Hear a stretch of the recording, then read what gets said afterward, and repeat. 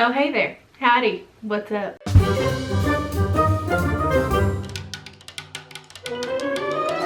Hey guys, my name's Bethany and welcome to the video. Today we are watching The Reluctant Dragon and essentially getting a behind the scenes tour of how animated films were filmed on the Disney studios in 1941. Though this sounds like a fantasy movie, do not be fooled. It is actually a mostly live action documentary style film. There are elements of animation, but it's mostly live action in the actual plot of the movie. Just so everyone knows, there will be spoilers for the entire movie, so make sure you go watch it if you've never seen it before. And I honestly do recommend that you watch this one if you never have. It is on Disney Plus for your ease of viewing, and it's a pretty cool look into the past as to how movies were made back then, especially animated ones. This is the first movie in our series that I had never actually watched before this point, so that is awesome. And that's kind of why I wanted to start this series, is I was going to be watching them anyways, especially with Disney Plus coming out.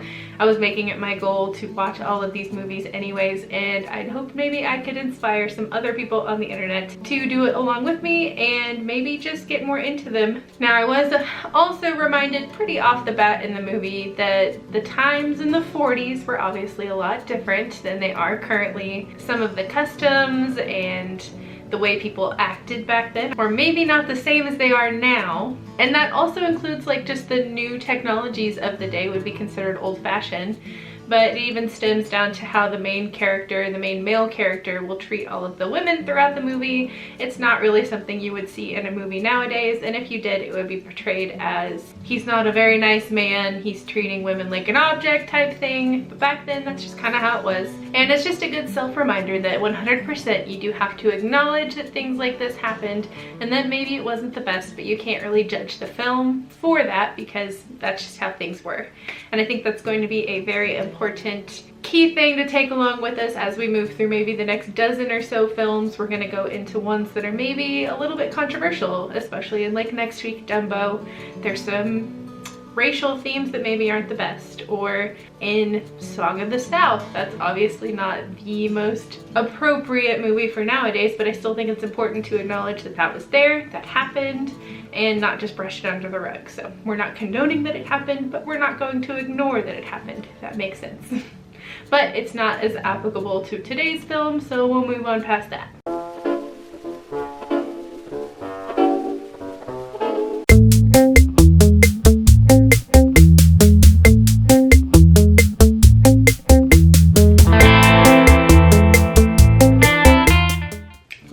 The Reluctant Dragon was released on June 20th of 1941. The original story was based off of a children's book that was written in 1898, and it was written by Kenneth Grahame. This movie, though, is actually a fictionalized documentary style look at the entirety of the Disney Studios lot, and we'll be going through 9 of the different areas where they make the films. The dragon portion only really comes into play in the last portion of the film, which is a 20-minute long extended short film of the tale that is featured in the children's book. And in the actual movie, we are following a man named Robert Benchley, and he was a radio comedian of the time. He'll go by his own name throughout the film, and he was known for his dry humor. The first third of the film will be in black and white, and then the second 2/3 will be in Technicolor. And like we mentioned, there are 4 animated segments in the movie, and those include a black and white segment of Casey Jr., who is the choo-choo train that's featured in Dumbo.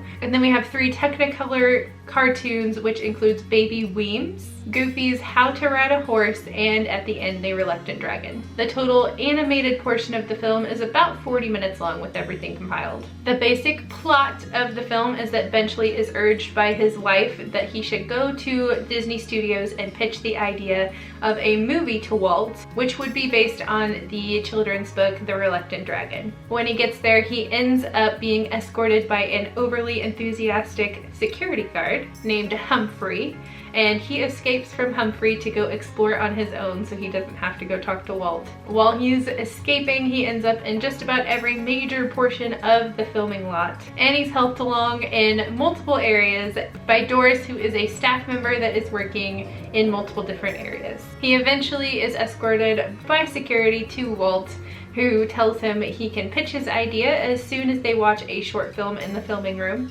It ends up this is the exact idea that eventually has come to tell Walt, and he's too late. They've already made it into a movie. So jumping into the 9 different areas that he explores.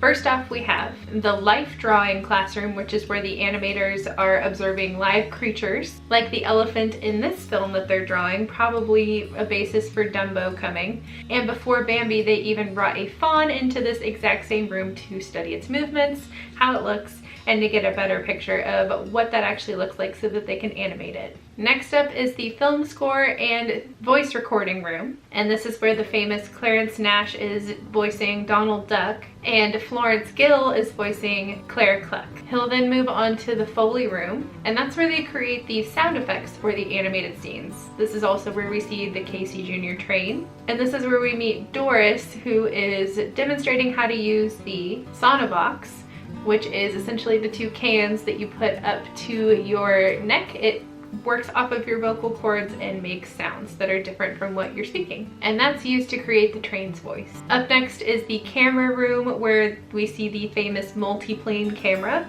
We talked about that in the Snow White film, and that's the new technology that they've used that can create moving backgrounds and pictures that are separate from the different sections of each frame. This is where the film turns into Technicolor from black and white, and we have a bit of a fourth wall break as Benchley is looking at his colored tie, the colored book, and makes a remark to Doris about how she looks better in Technicolor. He gets shown a short film with Donald Duck in the Old MacDonald Duck, and that's to explain the mechanics of animation and animation photography. The 5th room is the ink and paint department, and it seems that only women work in this department. And this shows the paint making process and how they paint the different cells and the different characters and pictures. We move on to the maquette department, and that's where they make small statues of each character to show the different angles and so that animators can look 360 around that character. In that room we see many famous maquettes, which include films to come like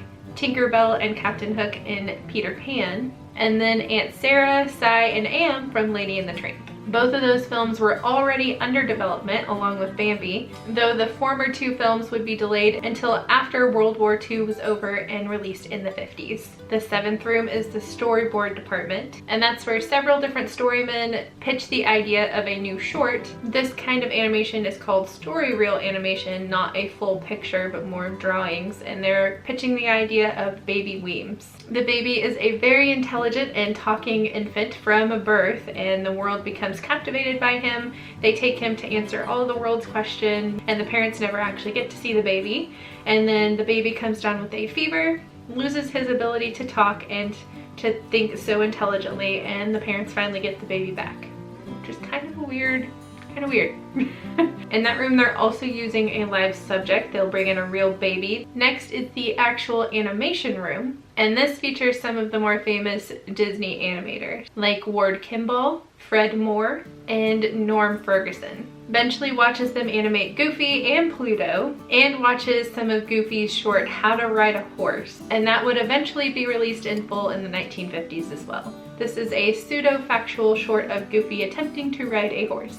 Humphrey finally tracks him down and escorts him to the studio projection room, and that is where Walt is waiting for him. Walt tells Benchley he can pitch his new idea whenever the short is done. They are about to watch, and it is The Reluctant Dragon. The short itself features a young child just known as the Boy, and he is told by his father that there is a monster dragon on the outskirts of town. The father runs away in terror into the village where everyone's scared, so the boy goes to find the dragon. When he arrives, he realizes that the dragon's not so much interested in damsel stealing, but in poetry and tea drinking. The boy returns to the village to tell everyone that the dragon's not a threat, but he finds Sir Giles, which is a knight. He is a very famous dragon hunter, and the boy runs off to go tell the dragon that he's here. So the boy goes to find the knight to take him back to the dragon so that they can arrange an agreement so that they'll fight it out. The dragon is tricked into agreeing to fight Sir Giles, but whenever it's the next day and it's about to happen, they both go into the cave and pretend to fight one another while actually drinking tea so that everyone thinks that the fight is actually happening. In the end, The village is convinced to accept the dragon as one of their own and bring him into society. The wife berates Benchley after getting back to the car that he waited too long and messed around at the studio, and the idea was taken, and that's the end of the film. The release of the film actually didn't go how Walt wanted, and it was released right in the middle of the famous 1941 animator strike. Walt's own animators were picketing the front of the theaters where it was being released and in front of the studio, and they were stating that Disney had unfair business practices, low pay, lack of recognition, and favoritism. The strike has been credited as changing the future of animation as they knew it. It brought attention to the low pay of the studio, no one being credited in any movies except for Walt, 6-day work weeks with long hours, and more. At one theater, a dragon costume was paraded down the street with a sign that said "The Reluctant Disney." Overall, critics enjoyed the film, and the public was a little let down. They were expecting more of an animated feature-length film like Snow White or Pinocchio. But Walt's intentions for the film was to release something to hold the public over and generate a little bit more money while they were waiting for Dumbo to come out. With the arrival of World War II, the public spent less money on going out to see films and had less time to do so, and the European market was cut off from Walt due to the war efforts. His idea to keep the studio afloat only worked partially, as the film was not as profitable as they had hoped. It actually only cost $600,000 to produce, which is relatively low for a Walt film of the time, but it only returned about $400,000 from its original box office run. Just like in current Pixar films, there were plenty of Easter eggs sprinkled throughout the film as to upcoming movies the studio would release. We talked about Lady and the Tramp, Peter Pan, and more. Many other scenes would go on to be repurposed in future films or used as inspiration for other featurettes, like the How to Speak Atlantean, which was in the bonus features for Atlantis: The Lost Empire in 2002. Development for this movie started in 1937, and the story changed multiple times. A short film called A Trip Through the Walt Disney Studios was developed, and it was used to promote Snow White. They had the idea to make it into a film called Action Breakdown. That would have had Benchley actually sneaking onto the Disney lot to go find Walt. It even had an overnight Benchley Lost section, where he would have fell asleep on the orchestra stage where they were recording a new portion for Fantasia with the Clair de Lune song that we talked about in the previous video. In the morning, he would have been found by studio police and chased around the entire lot. Walt didn't really like the idea. He thought it was cheap comedy and didn't want to stray anything too close to a normal comedy of the time. Walt also felt that it needed to be at least an hour-long runtime for it to be interesting to the public. And this proved a pretty big challenge for the filmmakers. This is where the idea of putting in short animation pieces and having the whole storyline of Benchley pitching an idea for Walt came along. Work on the actual script itself would last all the way up into August 1940.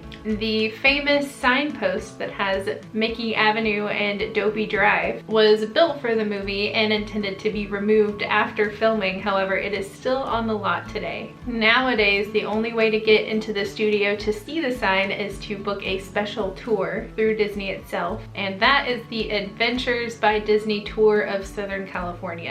That tour in itself starts out, at the time of filming anyways, at $3,300 per adult. Part of the footage for the first day of filming actually had to be scrapped because many of the employees working on the lot at the time had never seen a film being produced, and in the background you could see a lot of them pressing their faces up against the glass and lurking in the back of the shot. When Benchley visits the maquette room, they make an impromptu sculpture of him, which is a little clay bust of his head. They actually made the clay sculpture in advance and then destroyed it slowly, and then in the actual film itself you'll see it played backwards so that it appears that it's being sculpted. The maquette that eventually ends up stealing is one of the black centaurettes from the movie Fantasia. When John McLeish was brought on to narrate the How to Ride a Horse segment, he was asked to read everything very straightforward and professional, as if it was a serious documentary for how to ride a horse. He ended up being shocked that his narration would be used in a Goofy cartoon. This short would actually end up being one of a series of shorts called How-Tos that Goofy would do without speaking. And these were made in a period where Goofy's normal voice actor was unavailable. And we mentioned earlier that traditionally the films were not crediting anyone for working on it other than Walt, but this is the first one where all of the voice actors are actually credited. The Donald Duck parodies of old master paintings that were hanging in the animation room were originally made for an unproduced cartoon where Donald worked in an art museum. The paintings were later used promotionally in print. In the Baby Weems segment, they show Mount Rushmore, and they only have the heads of George Washington and Abraham Lincoln on there. Mount Rushmore was still under construction at the time of the release, which is why Theodore Roosevelt and Thomas Jefferson were not on there yet. Just like Fantasia, this is one of the few Disney movies that were not edited for TV and have never been shown fully on television. Overall, I enjoyed this movie quite a bit, and it was really cool to get to see some of the history of the studio and how films were made back then. I would rank this movie personally for me, I think third out of the four that we have watched, above Fantasia but below Snow White and Pinocchio. It was really cool, like I said, to get to see the history, and it was in a very interesting style, but it's nothing that could compare to one of the actual feature-length animated films. Thank you so much for watching, and if you enjoyed this video, please hit the like button so more people can find us, and subscribe to help support the channel and for future content. Leave your favorite part of the movie down in the comments, and like I mentioned, next week is going to be Dumbo. I hope you guys have had an amazing day. Bye!